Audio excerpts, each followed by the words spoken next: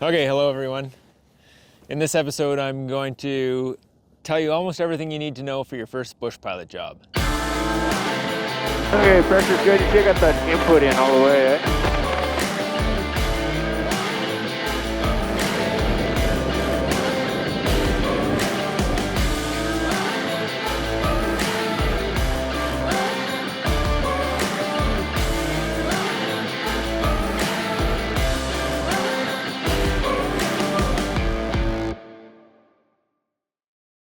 In this episode, which is kind of the sequel to So You Want to Be a Bush Pilot, I'm going to talk about some skills in which I wish I had some more knowledge and proficiency for my first float plane bush job. I only have about 300 seaplane hours and 1,500 hours total time. I've still got a lot to learn. But I know what skills I wish I was better at when I arrived for my first float plane bush job. I had about 70 hours on floats and about 1,200 hours total time when I was offered my first real float job. You likely don't need 1,200 hours total time for a bush job on a 185 or a 206, but you do need float time. A few good numbers based on my experience were 100 hours of pilot and command time on a constant speed airplane, such as a 180 or a 185 or 206, and about 600 hours of total time.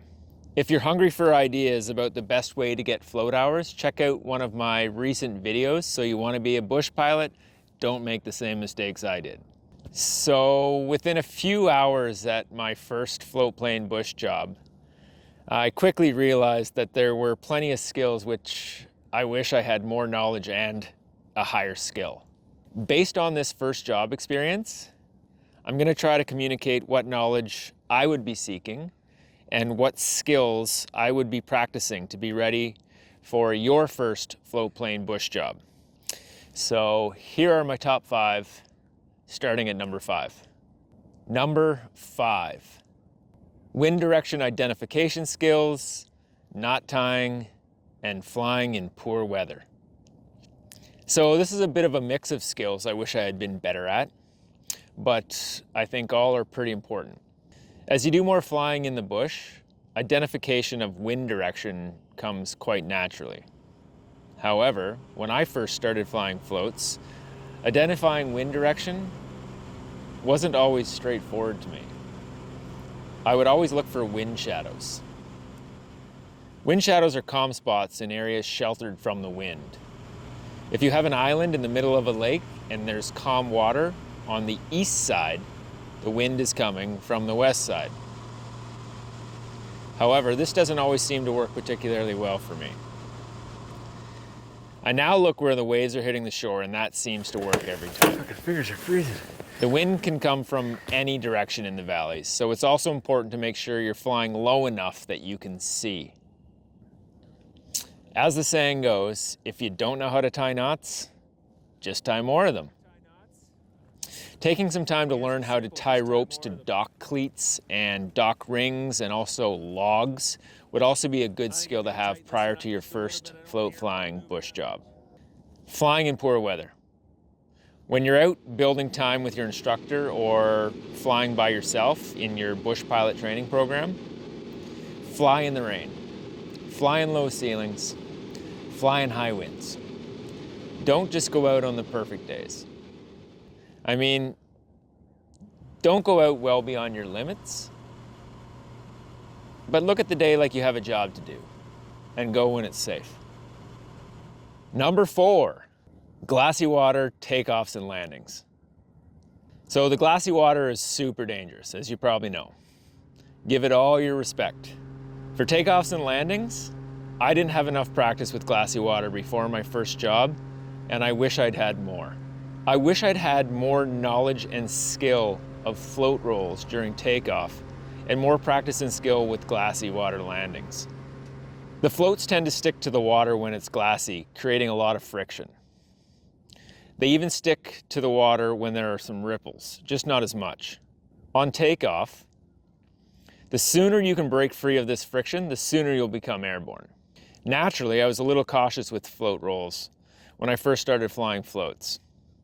But after flying almost every day, it became quite natural. They're not particularly difficult, it's just a good skill to have. So rather than roll the airplane left or right when I think I have enough airspeed to break free of the water, I often just hold the ailerons fully deflected left or right, and as soon as the airplane has enough airspeed for the load that I'm carrying, it will break free of the water. There's no guessing. Someone with a boatload of experience taught me that one. I didn't just learn it on my own.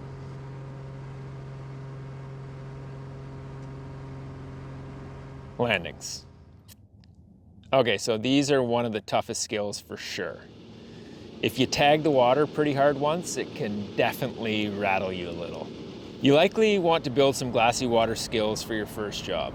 Start with big long lakes and work your way down to shorter ones, because one day you're gonna have to fly into a lake that's only 0.5 nautical miles long, and when you get there, it's gonna be a bloody mirror. I like to take a shoreline anywhere I can. I find it gives me the best reference point. You can check out a few of my recent videos if you want to see some glassy water landings. Number 3, the step. So this was a phase of seaplane flight, which I wish I had practiced more.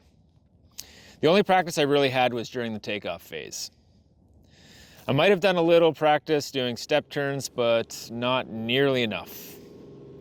Skill on the step is very useful in areas where the takeoff area is not straight, such as a river or a small lake filled with peninsulas or islands that offer no straight line. It's also useful in restricted area takeoffs where a step turning maneuver will give you more runway.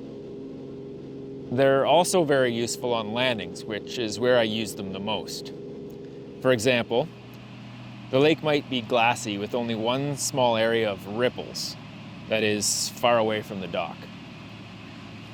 I'd aim for the ripples to avoid the glassy water phenomenon and then just continue on the step until I was closer to the docking area. They are also useful if the docking area is tucked away in a corner. You might also want to land early and continue on the step, as holding the airplane off the water until you're in the corner might not leave you with an out should you have to go around. You might also use them in a busy place where there's lots of boats. I had that happen to me this summer. There can be too much traffic close to the docking area, and landing further away right into the step might be the safer maneuver. Make sure you always remember to give the engine enough time to naturally cool down while idling. If the engine cools down too fast, bad things can happen, like warped cylinders. Don't run the airplane on the step right up to the dock and then shut it down immediately. You should probably let the cylinder head temps come down to a normal idling temperature before you shut it down. These step maneuvers take a little bit of practice, so do them with someone who has some experience to help you. The front of the floats can dig in if you're pitched a little far forward on landing, so be careful of that. You can also submerge a float, likely the one on the outside of the turn. It would be most likely to happen on the water when turning downwind to upwind, because you have centrifugal force pulling you to the outside of the turn, and also the wind blowing from the inside trying to lift up the inside wing. So you've got two forces acting on the airplane. If you are doing some seaplane time building, I wouldn't spend half of it in cruise. I'd slowly choose destinations that helped me develop my skills on the step. And don't discount good instruction either. Number 2, docking with a tailwind and in tight areas. Now, this is a skill in which you need knowledge, skill, and smarts. I had to learn this the hard way. When I come into the dock here, as you can see, the wind's coming from that direction there, so I've kind of got a rear quartering tailwind from the right. And I just had a good reminder that you need to keep speed into the dock. You need to be proficient with docking. Running the airplane onto the beach does not require much skill, but docking sure does. Make sure you become proficient at docking with a tailwind and in tight spaces for your first floatplane bush job. When docking with a tailwind, you need speed. If you don't have enough speed into the dock, the floatplane will soon take the shortest route back into the wind. Docking in tight areas also takes some practice. But the most important concept to understand is that if you have to dock with a tailwind, know that as soon as it runs out of forward momentum, it will spin back into the wind, taking the shortest route to get there. Number 1, the moment you've all been waiting for. Takeoffs and landings into lakes no longer than half a nautical mile. You will undoubtedly be asked to fly into some short lakes. While this isn't something you should be learning in an initial float rating, it is something I feel you should be practicing in a 50-hour bush pilot course or during your first 50 to 100 float hours. Your overall time will likely give you some confidence as well if you've flown wheeled planes into some short runways. But be ready, because some lakes are going to be short. I also think you should try to get some experience with takeoffs and landings at max weight. You'll be at max weight quite often for at least one leg of every trip in the bush. You should practice landings and takeoffs at max weight during your time building. Take your friends along or go on a camping trip and take everything with you but the kitchen sink. It's also important to remember that you might be able to land in a short lake at max weight, but you won't be able to get out of there at max weight. Make sure you check your POH for takeoff and landing distances and add buffers for your skill level. It's also very important to have the ability to know when to abort a takeoff on a short lake. This isn't something that is easily taught. I think it comes with experience.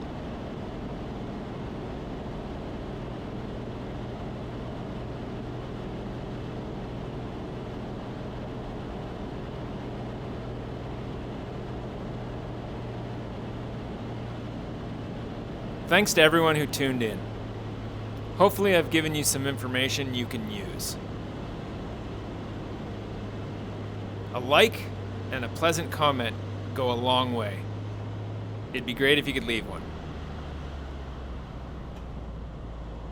More content on the way. See you soon.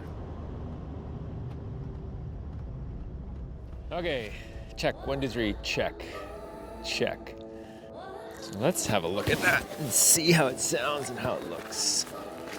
You likely don't need 1,200 hours total time for a bush job on a 185 or a 206, but you need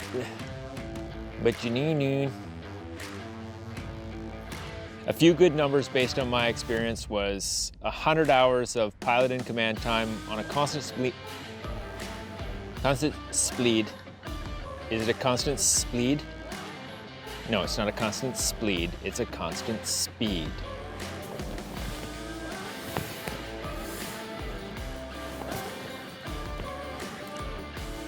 I think it's better if I put it there. As you do more flying in the bush, say that again. Okay, let's try this again. Again. Okay, let's try this, take 5. And as soon as the airplane has enough airspeed for the load I'm carrying, I'll break fee. I won't break any fee. I'm not breaking any fees. Fees are always very high. I'm gonna break free. Rather than roll the plane left or right when I think I have an It's also, you might also use them in a biddy place. It's also important to know, check.